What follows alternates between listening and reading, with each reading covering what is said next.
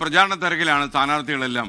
വട്ടിയൂർക്കാവിൽ LDF സ്ഥാനാർത്ഥി VK Prashant എന്ന തിരുവനന്തപുരത്തെ കനകക്കുന്നിലാണ് പ്രചാരണം നടന്നത്. ഓക്ക് വിത്ത് VK പ്രശാന്ത് എന്ന പേരിൽ DYFI ആണ് ഈ പരിപാടി സംഘടിപ്പിച്ചിരിക്കുന്നത്. തിരുവനന്തപുരം റിനു ശ്രീധർ ചേരും. അതുപോലെ അവധി ദിവസമായി ഇന്ന് ആരാധനാലയങ്ങൾ കേന്ദ്രീകരിച്ചും പ്രചാരണം നടക്കുന്നുണ്ട്. അപ്പോൾ ആദ്യം നമുക്ക് റിനു ശ്രീധറിലേക്ക്. റിനു, നമ്മുടെ പഴയ മേയർ ബ്രോ എവിടെയാണിപ്പോൾ?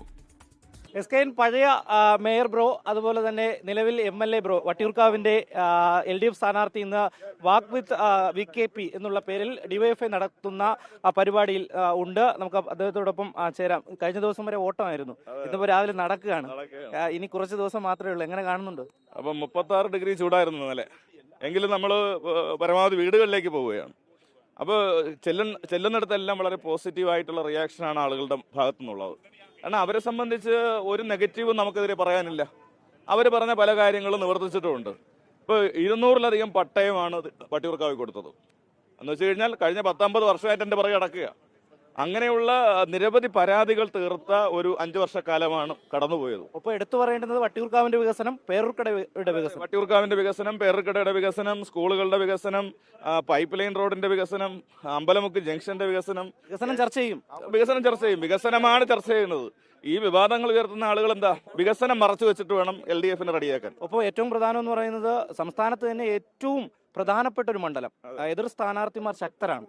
എങ്ങനെ കാണുന്നവര്? അല്ല, അവര് വളരെ കരുത്തരായിട്ടുള്ള സ്ഥാനാർത്ഥികളാണ്. അപ്പൊ അവർക്ക് കരുത്തുള്ളത് കൊണ്ട് ഞങ്ങൾ ഇരട്ടി ശക്തിയെടുത്ത് പ്രവർത്തിച്ച് ഭൂരിപക്ഷം കൂട്ടുക എന്നുള്ളതാണ് ഞങ്ങൾ ചെയ്യുന്നത്. SKN എന്തായാലും CPMന്റെ ജില്ലാ സെക്രട്ടറി, അതായത് ജില്ലയുടെ ചുമതലയുള്ള സെക്രട്ടറി A റഹീം MP കൂടി ഇവർക്കൊപ്പം ഉണ്ട്, ഈ നടത്തത്തിനുണ്ട് എന്നുള്ളതാണ് ഏറ്റവും പ്രധാനപ്പെട്ട ഒരു കാര്യം. റഹീംക്ക് എന്തായാലും കഴിഞ്ഞ ഇലക്ഷനൊക്കെ ചില മണ്ഡലങ്ങളുടെ ചുമതലയായിരുന്നു, ഇപ്പോൾ ജില്ലയുടെ മൊത്തത്തിലുള്ള ചുമതലയാണ്. എങ്ങനെ കാണുന്നതിനെ? അല്ല, വളരെ പ്രാധാന്യമുള്ളൊരു തെരഞ്ഞെടുപ്പാണ്. പിന്നെ ചുമതലയെല്ലാം എന്ന് പറയുമ്പോൾ നമ്മൾ കൂട്ടായിട്ടാണ് എല്ലാ കാര്യങ്ങളും കൈകാര്യം ചെയ്യുക.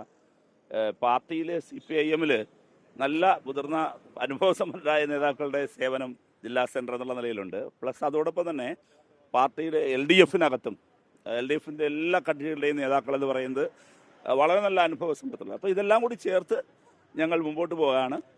വളരെ നല്ല വിജയം ഞങ്ങളുടെ ഈ കൂട്ടായ നേതൃത്വത്തിനുണ്ടാകുമെന്നാണ് ഞാൻ കരുതുന്നത്. ഈ ആദ്യഘട്ടത്തിൽ സ്ഥാനാർത്ഥിയെ പ്രഖ്യാപിക്കാൻ കഴിഞ്ഞത് ഒരു വിജയത്തിന് ആക്കം കൂട്ടുമെന്ന് പ്രതീക്ഷിക്കുന്നുണ്ടോ? തീർച്ചയായിട്ടും അതെ. ഇതിനകത്ത് കേരളം കോൺഗ്രസ് കൊണ്ടുവരുന്ന ഒരു നരേഷൻ എന്താണ്? 2 ടേം ആയില്ലേ, ഒരു മാറ്റം വേണ്ടേ എന്നാണ്. മാറി ആരെയാണ് ഏൽപ്പിക്കേണ്ടത് എന്ന് ജനം ഇപ്പോൾ കണ്ടല്ലോ. എന്താ ഡൽഹിയിൽ നടന്ന ഫൈറ്റ് എന്ന് പറയുന്നത്, സ്ഥാനാർത്ഥി പട്ടികയിൽ എൻ്റെ ഗ്രൂപ്പിൽപ്പെട്ടവർ കൂടുതൽ മത്സരിക്കണം എന്ന് ഓരോ നേതാവും കരുതുകയാണ്. സഭാ നേതാവായി വരണമെന്ന് ആഗ്രഹിക്കുന്ന എല്ലാ കോൺഗ്രസ് നേതാക്കളും, KC ആകട്ടെ, VD ആകട്ടെ, ഞാൻ എല്ലാവരുടെയും പേര് പറയുന്നില്ല, 1 ഡസനോളം നേതാക്കളുണ്ട്.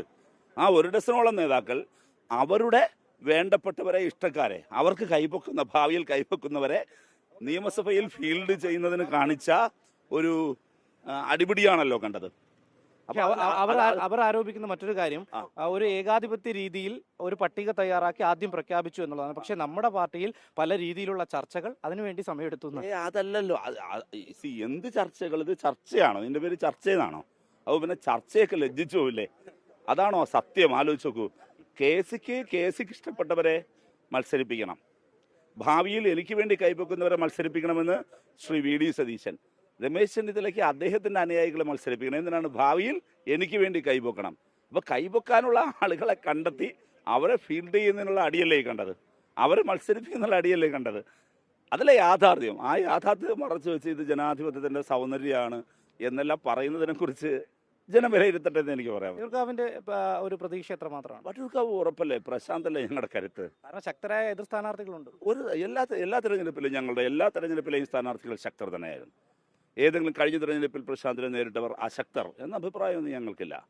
കഴിഞ്ഞ തവണയും അതാണ്, ഇപ്പോഴും അതാണ്, ഇനി നാളെയും ഏത് തെരഞ്ഞെടുപ്പിലെയും ഏത് സ്ഥാനാർത്ഥികളും ശക്തർ തന്നെയാണ്. രാഷ്ട്രീയമായും അതോടൊപ്പം സ്ഥാനാർത്ഥികളെയും ഒരു രാഷ്ട്രീയ സാരത്തെയും വില കുറച്ച് കാണാൻ പറ്റില്ല, സ്ഥാനാർത്ഥികളെയും വില കുറച്ച് കാണാൻ പറ്റില്ല.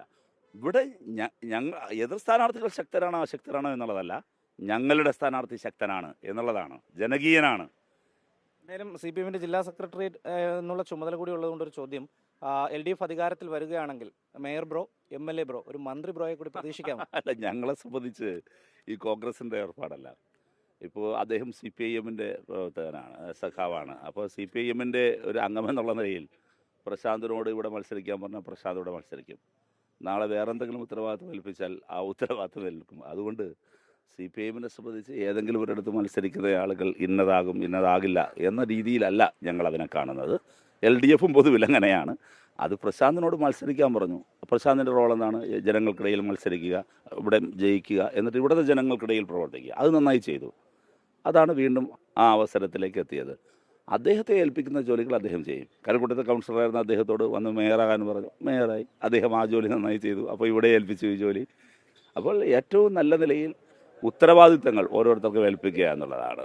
അതാണ് അതിൻ്റെ കാര്യം. എന്തായാലും അതിശക്തമായിട്ടുള്ള പോരാട്ടം തന്നെയാണ് വട്ടിയൂർക്കാവിൽ നടക്കുന്ന ഒരു ത്രികോണ മത്സരം എന്ന് തന്നെ പറയാം. ലോകത്തെവിടെയായാലും ഏത് സമയത്തും 24 വാർത്തകളും ഓഗ്മെന്റഡ് റിയാലിറ്റി പാക്കേജുകളും എക്സ്പ്ലെയിനറുകളും വിശദമായി കാണാൻ ഞങ്ങളുടെ യൂട്യൂബ് ചാനൽ നിങ്ങൾക്ക് സബ്സ്ക്രൈബ് ചെയ്യാം.